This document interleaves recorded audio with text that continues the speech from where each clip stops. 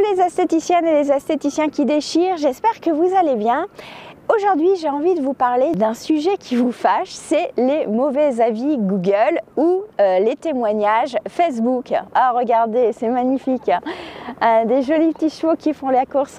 Bref, revenons à nos moutons. Les mauvais avis. Déjà, j'ai envie de vous dire, la première chose à faire, c'est d'accueillir quel état émotionnel cela vous met. Accueillez, observez l'émotion que ça génère. Est-ce que ça génère de la colère en vous? Est-ce que ça génère de la tristesse? Bref, chaque état émotionnel va vous apporter un message spécifique. Donc, est-ce que c'est une sensation d'injustice? Bref, donc c'est vraiment la première chose à faire, c'est d'accueillir l'émotion que ça génère en vous et de voir comment vous allez pouvoir répondre à son message. Une réponse quand on se met en colère, c'est qu'on a une sensation d'injustice, c'est-à-dire qu'on a l'impression que nos règles sont bafouées. Peut-être que vous avez l'impression que la cliente n'a pas été réglo, qu'elle n'est pas juste avec vous, etc. La tristesse, c'est peut-être la sensation que ça engendre que vous allez perdre peut-être votre clientèle à cause de ce témoignage. Bref, il va falloir analyser ce sentiment. Ensuite, la deuxième phase, c'est se poser une question, c'est est-ce que ce témoignage est objectif? Est-ce qu'il est juste? Je m'explique. Parce que on est des êtres humains et peut-être que l'expérience que vous avez fait vivre à votre cliente n'a pas été top. Des fois, on a des journées où on est fatigué, où on a eu une très mauvaise nouvelle et en fait, on n'était pas en capacité d'écouter la cliente qui est venue nous voir et on ne lui a pas fait passer un si bon moment et c'est aussi ok. On est des êtres humains et bien évidemment ça peut arriver. Après ça peut être quelqu'un qui est de mauvaise foi, on reviendra sur ce côté-là. Mais d'abord c'est analyser objectivement est-ce que le soin que ma cliente a reçu et qui me génère ce mauvais témoignage, est-ce qu'il était vraiment au top, donc c'est-à-dire analyser votre process. Est-ce que le soin que je lui ai fait a été parfaitement exécuté ou est-ce qu'il y a des choses à améliorer?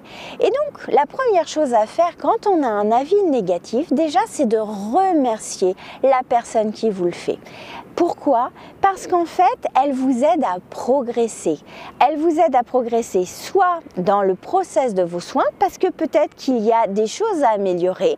Et alors oui, l'avis fait mal, c'est jamais agréable de recevoir une critique négative, surtout qu'en plus maintenant c'est mis aux yeux de tout le monde, mais remerciez-la parce que ça vous fait progresser. En tout cas, c'est un apprentissage. Donc, première chose, c'est ça. Est-ce que mon process est améliorable? Est-ce que j'ai encore des choses à améliorer? Et pourquoi elle me fait cet avis? Si la cliente est de mauvaise foi, eh bien, remerciez-la aussi. Pourquoi? Parce qu'elle vous fait progresser sur votre état émotionnel. Elle vous fait progresser sur la relation à l'autre. Pourquoi elle me fait ce mauvais avis? Qu'est-ce que je vais pouvoir travailler sur mes émotions, sur la colère, sur la relation à l'autre. Bref, chaque avis, alors positif évidemment, ça fait plaisir et puis on remercie aussi parce que c'est bien de recevoir des gratifications, mais un avis négatif est aussi toujours positif dans votre amélioration de votre vie, de soit votre process, soit votre état interne. Bref, il faut remercier les clientes. Après, si c'est vraiment une cliente de mauvaise foi ou qui est une concurrente qui est malveillante, ben j'ai envie de vous dire, c'est bien aussi. Alors, on va la remercier de son avis, mais on va souligner le caractère infondé de cet avis, parce qu'il faut montrer aux autres aussi que il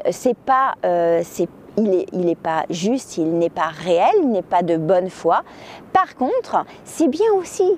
Parce que si vous avez des avis et des concurrentes qui vous attaquent, quand on a des haters, ça veut dire qu'on ne laisse pas indifférent. Ça veut dire que vous avez du succès. Ça veut dire que vous faites bien vos soins. Ça veut dire aussi que peut-être des gens vous jalousent. Alors c'est jamais agréable, mais ça veut dire aussi que vous êtes excellente, que vous êtes performante. Bref, c'est toujours positif d'avoir un avis négatif. Alors des avis positifs c'est mieux, mais des fois à vous recevoir un avis positif, ça vous fait grandir les filles et les garçons. Donc j'espère que vous allez voir les avis négatifs d'une autre manière maintenant. Si vous aimez mes vidéos, n'hésitez pas à les liker et surtout les partager pour que je puisse aider de plus en plus d'esthéticiennes et d'esthéticiens dans le monde francophone. Je vous dis à très vite sur une autre vidéo.